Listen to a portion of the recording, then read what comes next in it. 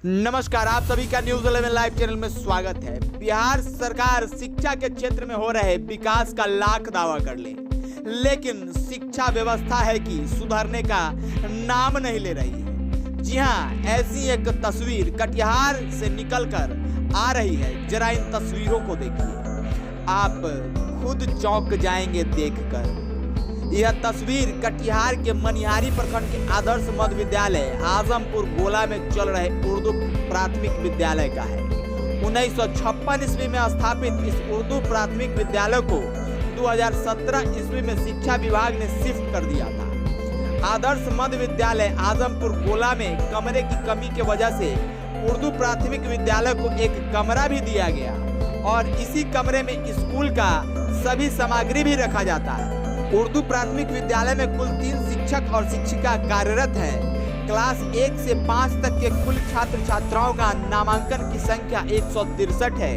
इस कमरे में शिक्षक बच्चों को हिंदी और उर्दू दोनों विषयों की पढ़ाई करवाते हैं। इस एक कमरे के स्कूल में एक ही ब्लैक बोर्ड पर आधे में हिंदी लिखकर हिंदी की पढ़ाई करवाया जाता है, तो दूसरी तरफ से एक ही साथ दूसरे शिक्षक के द्वारा उर्दू लिखकर छात्रों को उर्दू की तालीम दी जाती है। और कभी कभी तीसरी शिक्षिका कमरे के दूसरे तरफ दीवार में लगे वर्णमाला के बैनर को देखकर छात्रों को पढ़ाती है। ऐसे में एक ही कमरे में छात्र छात्राओं को 3 तरह से पढ़ाई करने के दरमियान छात्रों का शोरगुल होने पर शिक्षिका टेबल पर छड़ी बजाकर छात्रों को शांत भी करती नजर आती है। आप सहज अंदाजा लगा सकते हैं कि क्या ऐसे में एक ही समय एक ही कमरे में शिक्षकों के द्वारा पढ़ाए जाने वाले अलग अलग विषयों को क्या समझ पाते होंगे बच्चे?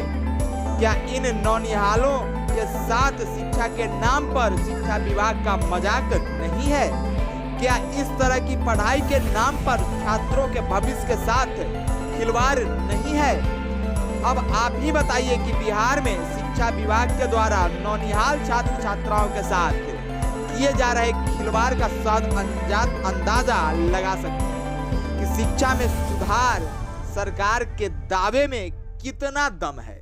देखिए इस रिपोर्ट में न्यूज 11 लाइव चैनल के साथ। वहाँ जैसे आपसे बात हुई, अभी पता किए हैं तो मध्य विद्यालय में एक उर्दू प्राथमिक विद्यालय शिफ्टेड है, तो उसको एक कमरा दिया गया है, उसी में यह आई है बात। लेकिन अब देखना होगा, वहाँ जांच करवाते हैं, देखना होगा कि क्या कहते हैं ऐसा क्यों हो रहा है। मध्य विद्यालय में यदि नामांकन कम होगा तो उससे एक कमरा और लेके हम उर्दू प्राथमिक विद्यालय को देंगे। और एक ही कमरा में एक ही ब्लैक बोर्ड पर यदि कई वर्ग के बच्चे को यदि टीचर पढ़ा रहे हैं तो ये तो अच्छी बात नहीं है। उसको मल्टी लेवल क्लास का जानकारी नहीं है, जानकारी देने की ज़रूरत है, जानकारी देना पड़ेगा। Thank you sir. ये आदर्श मध्य विद्यालय आजमपुर गोला विद्यालय है।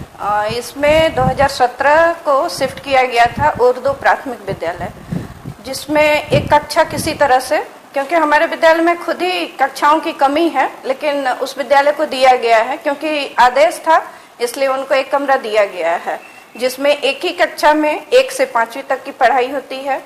और वहाँ पे 3 शिक्षक हैं, जिसमें एक तो मतलब ब्लैक बोर्ड को आधे आधे भागों में बांट के उन लोग पढ़ाई करवाते हैं बच्चों को।